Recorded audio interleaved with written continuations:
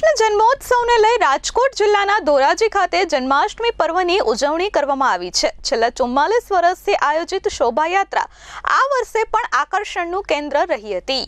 ભગવાન શ્રી કૃષ્ણના 5252માં જન્મોત્સવના વધામણા માટે ધોરાજીમાં એક અનેરો ઉત્સાહ જોવા મળ્યો હતો। ધોરાજી ખાતે દર વર્ષની જેમ આ વર્ષે પણ વિશાળ શોભાયાત્રા નીકળી હતી અને મુખ્ય માર્ગો પર ફરી હતી। વિવિધ પ્રકારના 60 જેટલા ફ્લોટ્સ અને વિવિધ રાસ મંડળીઓ દ્વારા રાસની રમઝટ બોલાવવામાં આવી હતી અને ખાસ કરીને ઓપરેશન સિંદૂર પાર પાડનાર ભારતની નારી શક્તિને બિરદાવવામાં આવતા ફ્લોટ્સ લોકોના આકર્ષણનું કેન્દ્ર બન્યું હતું। વર્ષ 1981ની સાલથી એટલે કે સતત 44 વર્ષથી યોજાતી આ શોભાયાત્રાનું આ વર્ષે પણ ભવ્ય આયોજન કરવામાં આવ્યું હતું। ચુસ્ત પોલીસ બંદોબસ્ત વચ્ચે આ શોભાયાત્રામાં મોટી સંખ્યામાં ભક્તો જોડાયા હતા।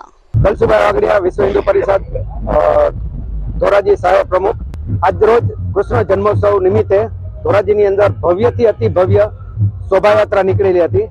આ શોભાયાત્રા વિશ્વ હિન્દુ પરિષદ ધોરાજી 1981 થી આયોજન કરી રહી છે અને આ શોભાયાત્રાની અંદર યુવક મંડળોએ ખાસ કરીને યુવાનોએ ખૂબ ઉત્સાહપૂર્વક ટ્રેક્ટરો પ્લોટ શણગારી અને ધજા પતાકાથી શણગારી અને ધોરાજી આખું ભગવામય બનાવી દીધેલું છે અને આ શોભાયાત્રાની અંદર ધોરાજી શહેર તથા આજુબાજુના ગ્રામ્ય વિસ્તારના 18 વર્ણના તમામ લોકો આ શોભાયાત્રાના દર્શન કરવા પધારેલા છે।